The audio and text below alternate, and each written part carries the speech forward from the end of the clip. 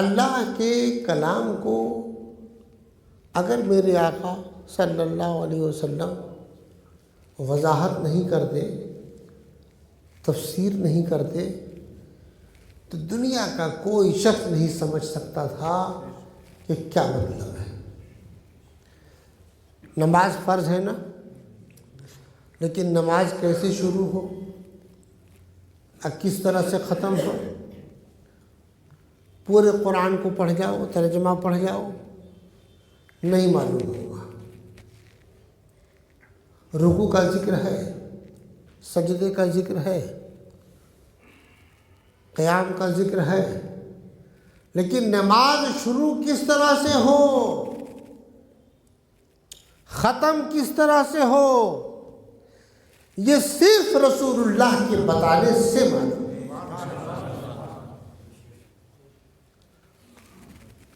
تو رسول اللہ جو کچھ بتائیں گے وہ وہی ہوگا جو حکم الہی ہوگا۔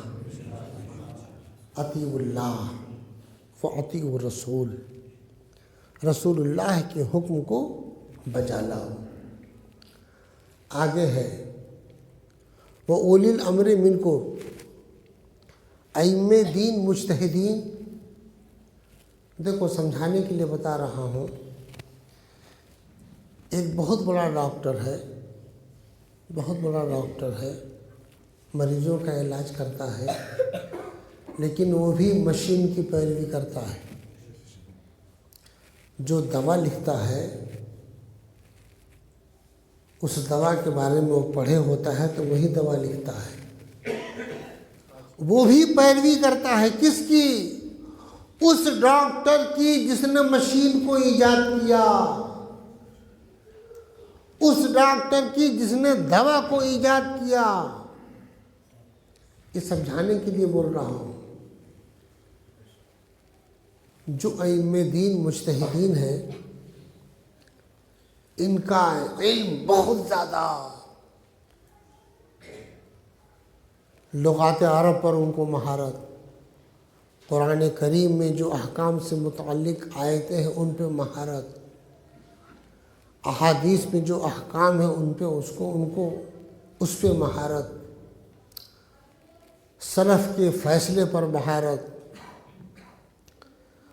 تو ائمہ دین جو مجتہد ہوتے ہیں اللہ نے ان کو بہت شعور دیا۔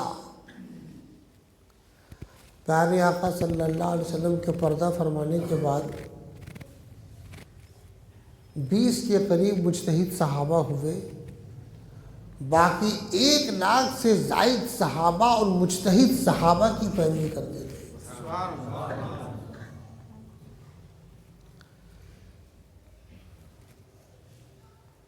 ایک واقعہ یاد آیا، ابو ہریرہ رضی اللہ تعالیٰ عنہ یہ بیان فرماتے تھے، آگ سے پکی ہوئی چیز کھا لیا تو وضو ٹوٹ جائے گا۔ وضو کیا ہے، وضو کرنے کے بعد آگ سے پکی ہوئی چیز کھا لیا تو اس کا وضو ٹوٹ جائے گا۔ اور حدیث پڑھتے تھے الوضوء مما مستہ النار، وضو کرنا واجب ہو گیا جس چیز کو آگ نے چھو لیا ہے اس کو استعمال کر لینے سے۔ لوگ حضرت ابن عباس کے پاس گئے، ابن عباس مجتہد صحابی ہیں، ان سے پوچھا آپ کیا فرماتے ہیں؟ فرمایا وضو نہیں ٹوٹے گا۔ لوگوں نے عرض کیا ابو ہریرہ تو حدیث بیان کرتے ہیں، حدیث کا حافظ تھے وہ۔ دیکھو گمان کتنا اچھا ہے۔ ابن عباس فرماتے ہیں مجھ کو ابو ہریرہ کے پاس لے چلو۔ لوگوں کے کہنے سے فوراً قبول نہیں کر لیا، مجھ کو ان کے پاس لے چلو۔ گمان کتنا اچھا ہے۔ آپ آئے ابو ہریرہ کے پاس، آپ نے فرمایا لوگ ایسا کہتے ہیں ابو ہریرہ نے کہا ہاں میرے آقا صلی اللہ علیہ وسلم نے ارشاد فرمایا ہے الوضوء مما مستہ النار. حدیث تو پڑھ دی، حدیث پڑھ دی. ابن عباس مجتہد ہیں، وہ گہرائی جانتے ہیں. انہوں نے پوچھا اے ابو ہریرہ اگر آپ کو اور کوئی پانی نہ ملے اور آگ پر پکا ہوا گرم پانی ملے تو آپ کیا کریں گے؟ وضو کریں گے کہ تیمم کریں گے؟ سن رہے ہو؟ ابو ہریرہ آپ کو اور کوئی پانی نہ ملے، آگ پر پکا ہوا گرم پانی ملے تو آپ کیا کریں گے؟ حدیث کے کلمات ہیں فسکت ابو ہریرہ. ابو ہریرہ چپ ہو گئے.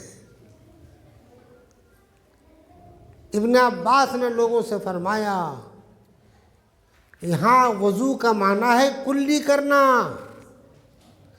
یہ لوگ کچھ کھائے پیے ہوں گے. اس پر میرے آقا نے فرمایا کہ کچھ کھا پی لو تو کلی کر لو کہ منہ میں کچھ نہ رہ جائے. اس وضو سے مراد شرعی وضو نہیں ہے. یہ بتاؤ وہ بھی حدیث کا حافظ، یہ کون ہے؟ مجتہد صحابی ہے. مشکات کی حدیث ہے، حضرت جابر سے مروی ہے. فرماتے ہیں کہ ہم لوگ ایک سفر میں نکلے، ہمارے ایک ساتھی کو پتھر آ کر کے لگا، اس سے ان کا سر زخمی ہو گیا. اس کے بعد ان کو نہانے کی حاجت پیش آ گئی. سر پہ پتھر لگا، سر زخمی ہو گیا، سر پھٹ گیا. صحابہ اطاعت کرنے میں کتنے آگے تھے، غور کرو. انہوں نے رفقائے صحابہ سے پوچھا کیا میرے لیے شرعاً تیمم کی اجازت ہے؟ صحابہ نے قرآن کریم کی اس آیت پر فَإِن لَّمْ تَجِدُوا مَاءً فَتَيَمَّمُوا، تم پانی نہ پاؤ تب تیمم کرو. وہ تو عربی داں ہیں، صحابہ تو عربی داں ہیں. فَإِن لَّمْ تَجِدُوا مَاءً فَتَيَمَّمُوا کا معنی بھی یہی ہے، اگر تم پانی نہ پاؤ تو تیمم کرو. انہوں نے اس کے ظاہر کلمات پر عمل کیا اور کہا کہ آپ کو شرعاً تیمم کی اجازت نہیں ہے، اس لیے کہ پانی موجود ہے. وہ نہا لیے، ان کی موت واقع ہو گئی. یہ خبر جب میرے آقا صلی اللہ علیہ وسلم کو ملی تو میرے آقا نے فرمایا قتلوہ قتلہم اللہ. یہ وعید ہے، ان لوگوں نے اس کو مار ڈالا، اللہ انہیں مارے. قتلوہ قتلہم اللہ، ان لوگوں نے اس کو مار ڈالا، اللہ انہیں مارے. الا سألوا اذا لم يعلموا فإنما شفاء العي السؤال. کیوں نہیں کسی عالم دین سے مسئلہ پوچھا؟ اس لیے کہ عاجز کی شفا تو پوچھ لیتے ہیں. غور کرو، جب صحابہ قرآن کریم کو سمجھنے میں عاجز ہیں، یہ اتھو نتھو غیرو یہ سب سمجھتا ہے کہ حدیث کا اردو کا ترجمہ پڑھ لیا ہم جان گئے. بولو، اس لیے حکم ہے کہ تم ائمہ دین کی پیروی کرو. اولی الامر منکم، ائمہ دین نے جو کچھ بیان فرمایا وہی بیان فرمایا ہے جو کتاب اللہ اور احادیث رسول اللہ میں ہے، الگ نہیں ہے. یہیں سے سبق مل گیا کہ جو لوگ حدیث پر چلنے کا دعویٰ کرتے ہیں یہ ان کی گمراہی کا پہلا پھاٹک ہے۔ تم ائمہ دین کی اتباع سے ہٹ نہیں سکتے۔ جو کچھ ائمہ دین نے فرمایا ہے اسی کے مطابق تم کو عمل کرنا ہے۔ تم پوچھو، اہل علم سے پوچھو۔ یہ میں نے اس لیے بتا دیا کہ جو لوگ کہتے ہیں کہ یہ بات حدیث میں ہے، یہ بات حدیث میں ہے، یہ بات حدیث میں ہے، ہمیں انکار نہیں ہے، لیکن یہ حدیث منسوخ ہے، یہ حدیث متروک ہے، یہ حدیث متروک الظاہر ہے، ہمیں نہیں معلوم۔ ائمہ دین نے اس کو پرکھ لیا ہے، اس لیے ہم ائمہ دین کی اتباع کرتے ہیں۔ بات سمجھ میں آ رہی ہے؟ بولو۔ غیر مقلدین، ان پر پہلے گمراہی کا حکم آیا اس بنا پر کہ انہوں نے پہلے ائمہ دین کی اتباع کا انکار کیا۔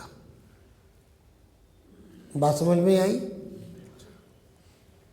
مومنین کے سبیل کی اتباع ائمہ دین کی اتباع ہے، اور انہوں نے بغیر سمجھے بوجھے حدیث پر چلنے کا دعویٰ کیا تو یہ گمراہی کا راستہ ہے۔